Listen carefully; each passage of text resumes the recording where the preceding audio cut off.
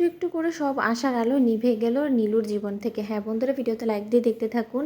রায়ের কারণে নীলু ভাবতে থাকে যে দিদিভাই তোর কারণে আমি আর জীবনে যতটুকু আমি আশা রেখেছিলাম সূর্য এবং আমার সম্পর্কটাকে মেরামত করার, তাও নিভে গেল চিরতরে। এখন তো আর আমার বেঁচে থেকে কোনো রকম কোনো লাভ নেই, কারণ আমি কার জন্য বাঁচবো? আমাকে যারা পছন্দ করতো এখন তাদের চোখে কাটা হয়ে গিয়েছি আমি শুধুমাত্র তোর কারণে। আজকে তুই আমাকে নিয়ে যে পরিমাণে সকলের মনে বিষ ঢুকিয়েছিস, তারপরে কেউ আর আমাকে ওদের জীবনে সহ্য করতে পারে না। একমাত্র শুধুমাত্র যদি কেউ সহ্য করতে পারে সেটা হলো আমি নিজেকে নিজের বাঁচিয়ে রেখে কী বা করবো? আমার জীবনে কোনো রকম কোনো কিছু আশা করার মতন তো এখন আর কোনো কিছু নেই। যে সূর্যকে আমি ভালোবেসেছিলাম, যাকে আমি আঁকড়ে ধরে বাঁচার একটা পথ দেখতে পেয়েছিলাম, সেই পথটা তুই চিরতরে বন্ধ করে দিয়েছিস। কারণ তোর তো ওই সবসময়কার যে স্বভাবটা, তোর মধ্যে যে স্পেশাল গুণটা আছে, তুই তোর সেই স্পেশাল গুণটার ম্যাজিক চালিয়ে তুই সকলের উপরে বশ করে রাখিস। ঠিক সেইভাবেই তুই এক হাতে অনির্বাণকে বেঁধে রেখেছিস, আরেক হাতে তুই সূর্যকে।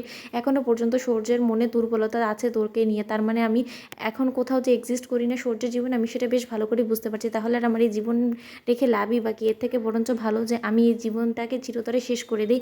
কারণ আমার জীবনে এখন আর কোনো আশার আলো আমি দেখতে পাই না। তুই যতই লোককে মিথ্যে আশ্বাস দিস না কেন, তুই যে সত্যিকার অর্থে নিজের জন্যই, নিজের স্বার্থসিদ্ধির জন্য সব কিছু করতে পারিস, সেটাই আমি বেশ ভালো করে বুঝতে পেরেছি। শুধু শুধু তুই লোকেকে আশা দেখিয়ে এরকম করে নিরাশ করে ফেলিস, তারপরে লোককে এমনভাবে দেয়ালের দিকে পিঠ ঠেকে দিস যে যার ফলে তাদের নিজের জীবনটাকে শেষ করে দেওয়া ছাড়া আর কোনো রকম কোনো উপায় থাকে না। আর তাতেই তোর খুশি হয়, তাই না? তাহলে তুই যদি এটা দেখে খুশি হোস, তাহলে আমি আজকে বরঞ্চ সেই উপহারটাই তোকে দিব দিদিভাই। ওদিকে নীলু বলতে থাকি, কার জন্য আমি কার আশা আমার জীবনটাকে বাঁচিয়ে রাখবো? কারণ আমার তো এখন আর কোনো রকম কোনো আশা বেঁচে নেই। আমার জীবনের থেকে সব কিছু শেষ হয়ে গিয়েছে। আমার শেষ আশাটুকুও তুই মেরে ফেলেছিস দিদিভাই।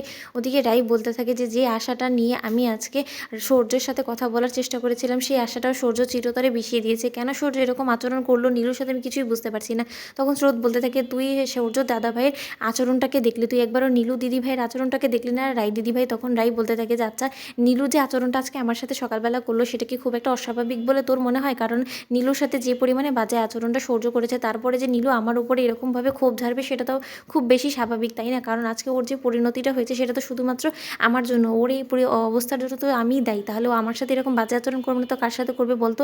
শোন স্রোত, তুই হয়তো বা এখনও পর্যন্ত ততটা বড় হোসনি, যতটা বড় হলে তুই এই জিনিসটা বুঝতে পারবি। তাই হয়তো বা তুই বুঝতে পারছিস না যে আসলে নীলুর মনের উপর দিয়ে কত বড় একটা ঝড় বয়ে যাচ্ছে। কিন্তু তা সত্ত্বেও আমি বেশ বুঝতে পারছি যে মেয়েটার মনে কত বড় একটা ধাক্কা লেগেছে, যেখানে কিনা আজকে সূর্য নিজে থেকে এখানে এসেছে। আর মেয়েটাও বড্ড আশা নিয়ে ওর কাছে এসেছিল, কিন্তু তা সত্ত্বেও সূর্য যে এরকম করে ওকে দূরে সরিয়ে দিবে, আমি সেটা কোনো মতো আন্দাজও করতে পারিনি। সত্যি যদি আমি আন্দাজ করতে পারতাম, তাহলে হয়তো বা সূর্যকে আমি আগে ভাগেই বলে দিতাম যে সূর্য, তুমি বরঞ্চ এখানে এসে মেয়েটাকে আর যাই হোক না কেন এরকম কষ্ট দিও না। কিন্তু তা সত্ত্বেও দেখ আসলে ভাগ্যের কী পরিহাস, সূর্যও এসে পড়লো আর নীলুকেও কষ্ট দিয়ে গেল। তো বন্ধুরা, ভিডিওটি ভালো লেগে থাকলে লাইক কমেন্ট শেয়ার করে সাবস্ক্রাইব করতে ভুলো না।